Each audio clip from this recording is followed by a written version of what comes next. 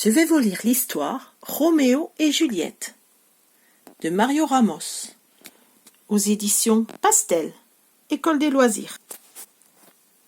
Roméo et Juliette. Il était une fois un grand éléphant, fort comme une montagne. Il répondait au doux nom de Roméo, et il était heureux. Enfin presque. Il avait juste un tout petit problème. Un tout petit problème de rien du tout, mais qui l'embêtait beaucoup.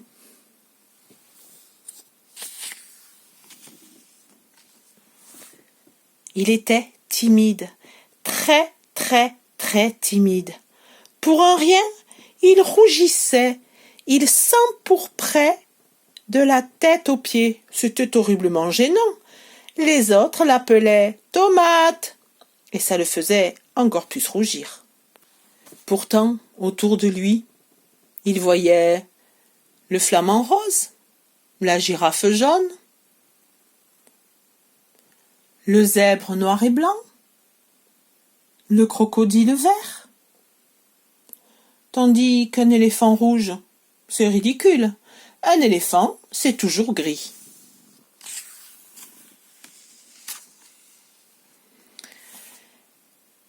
Lorsqu'il allait se désaltérer au grand fleuve, même les poissons se moquaient de lui. Il avait pris l'habitude de sortir quand la pénombre peint en noir toutes les couleurs et habille les formes de mystère.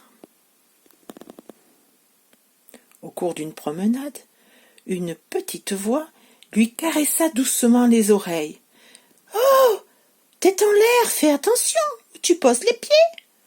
Tu n'es pas tout seul. Moi aussi, j'aime bien le calme de la nuit. » Les nuages s'éloignèrent et la lune éclaira la scène. « Bonjour, je m'appelle Juliette et toi ?»« Moi, c'est Roméo, mais tout le monde m'appelle Tomate, parce que je rougis sans arrêt. »« Roméo, c'est un très beau prénom, et le rouge est ma couleur préférée. Tu es charmant comme ça. » Roméo était ravi. On ne lui avait jamais parlé ainsi. Il se sentait léger comme une plume. La vie était belle.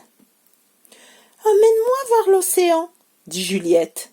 « Avec tes grandes jambes, ça ne doit pas être très loin. » Il y eut tout d'abord le roulement continu des vagues qui se couchent sur la plage. Puis, d'un bout à l'autre du paysage, se déroula un immense tapis bleu.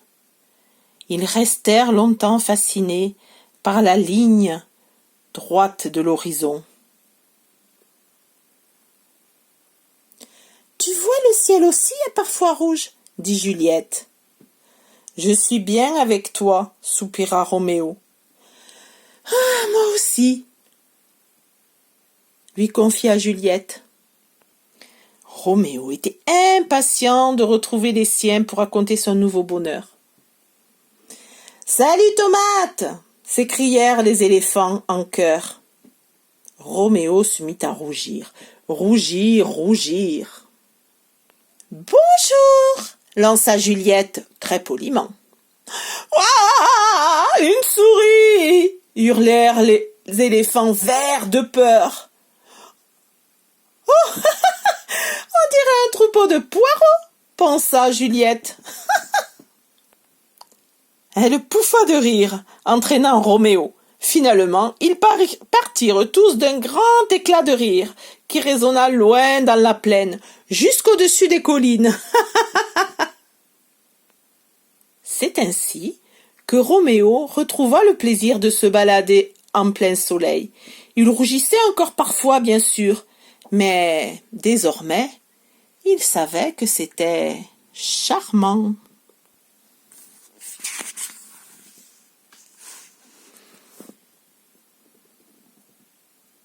Juliette et Roméo firent encore de nombreuses balades au clair de lune. Ils ne se quittaient plus, parce que ils étaient bien ensemble, tout simplement.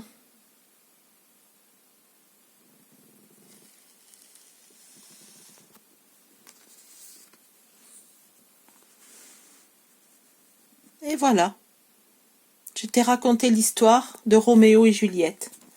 J'espère que ça t'a plu.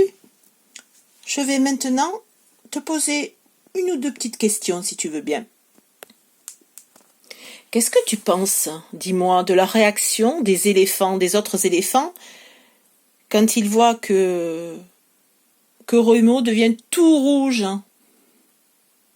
Leur réaction du fait que Roméo soit si timide. Qu'est-ce que tu penses du fait que ces éléphants l'appellent Tomate? À ton avis, est-ce que ça lui fait plaisir d'être appelé ainsi? Mais non, tu as raison, ça lui fait de la peine. Il se sent rejeté, il se sent pas très aimé.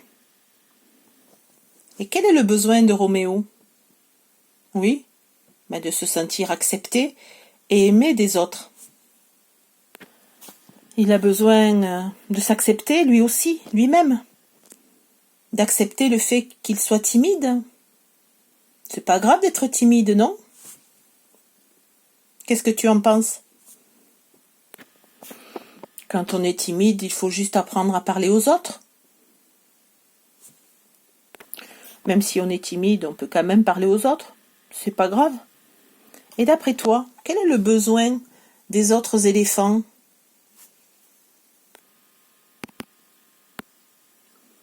Pourquoi, d'après toi, ils se moquent de lui? Tu crois qu'ils se sentent mieux d'avoir fait ça?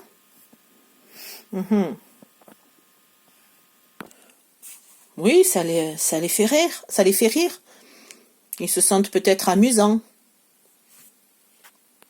Chacun doit se sentir bien parmi les autres à se moquer ainsi.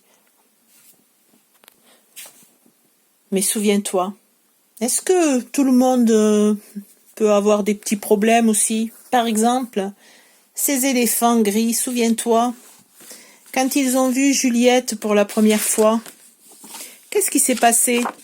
Je te montre.